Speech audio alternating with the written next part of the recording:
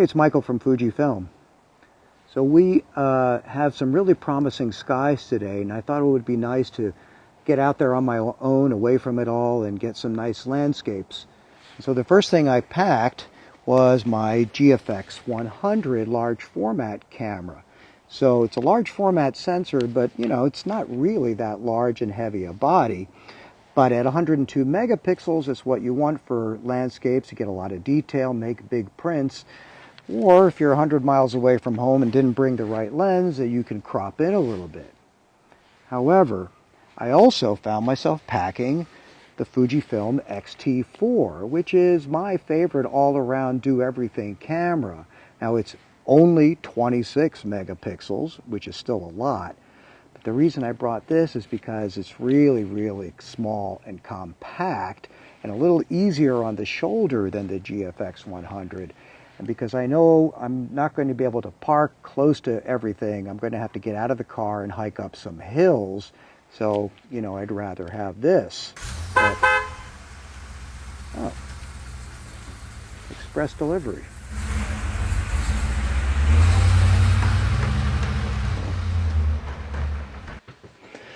Well, change of plans.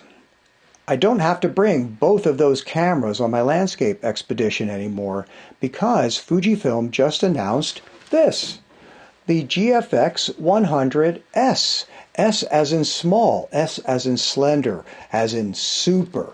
What is it? Well, if the GFX100 and the Fujifilm X-T4 could somehow have a camera love child together, this would be it. The GFX100S won't actually be on the market until the middle of March 2021, but the street price on this is going to be $5,999.95. Okay, wow, that's for 102 megapixels. Now, inside is the same large format, like 55, 56 millimeter diagonal sensor that has been proven inside the GFX100, and it is the same processor as the GFX100. So you know the image quality and the performance are going to be really outstanding. So like this camera will do 5 frames per second in full 14-bit RAW, and that is like 210 megabytes per click. You can do a 16-bit RAW, but not in burst mode. It has 425 corner-to-corner autofocus points, and that's made up of about 3 million phase detect autofocus pixels. So it does really good tracking for eye detection and face detection. And it's not very heavy. This thing only weighs 900 grams. So in American terms, that's actually less than 2 pounds, which is outstanding for a large format 102 megapixel camera. The size in this is about 30% smaller than the GFX100. So if you look here, it's actually about the same or a little bit under the size of an APS-C DSLR. Or to give you another example, this is an Atomos Ninja V monitor recorder. And if I align the recorder and the camera up together, you can see that they are the same width and height except for the EVF bump. That's really, really quite impressive. How did they get the smaller size and weight? Well, there's a newly designed shutter in here that's smaller than the one in the GFX100, but it has the same durability rating, and that is mounted inside a newly engineered, improved in-body image stabilization unit. So the IBIS on this, even though it's smaller and lighter, will actually give you up to 6 stops of image stabilization. Okay, and of course the IBIS works in the movie mode as well, not just for stills.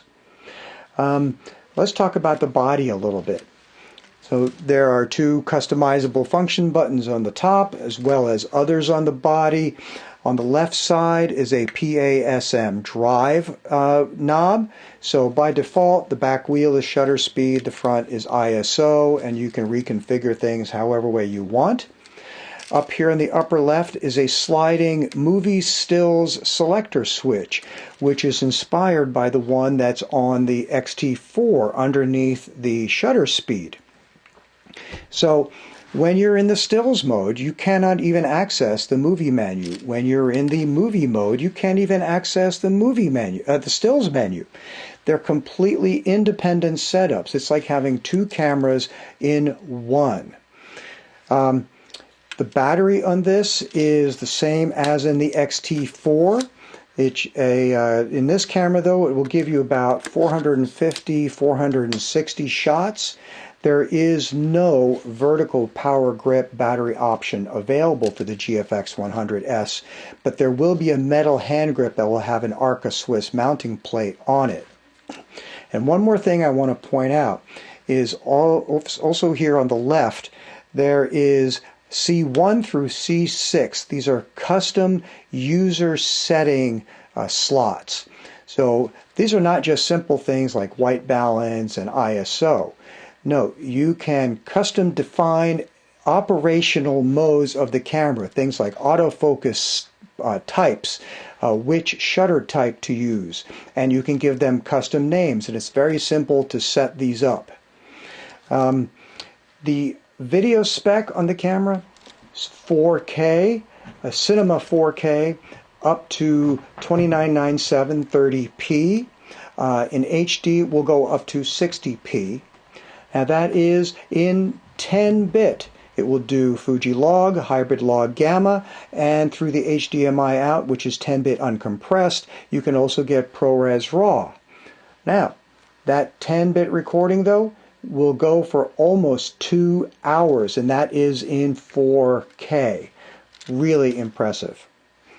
The viewfinder on here is fixed, not removable, and it's the same viewfinder as on the X-T4. So it's a high pixel count, really high refresh rates. There's almost no flicker on it. And the LCD on this, it will go 45 degrees down. It comes out at 45 degrees on an angle to the right, like many of our other cameras. And of course, it flips up for look-down mode. But there's an extra hinge on this, which allows you to pull the LCD out away from the body, so when you are looking down on the LCD, the viewfinder won't get in your way. I think that's a really great improvement. A new film simulation also makes its debut along with the GFX100S, and that film simulation is called Nostalgic Negative. Now, it's really interesting in that this is not based on really just one film type. This is actually based on the look of color photography that existed around 50 years ago in the early 1970s. So it's based on the combination of the color negative films of that time when printed on the color papers of that time. And this particular look was important because there were some really influential photographers back then that were desperately working hard to get color photography to be accepted as an art form in its own right. And many critics and museum exhibitions came to call this look American New Color, and that's what Nostalgic Negative is based on.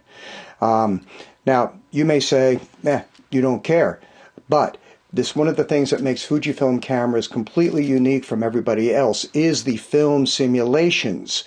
And this is a great way for you to break out of your raw workflow, because there's nothing more liberating and satisfying than getting something in camera and sending it off to your client and being done.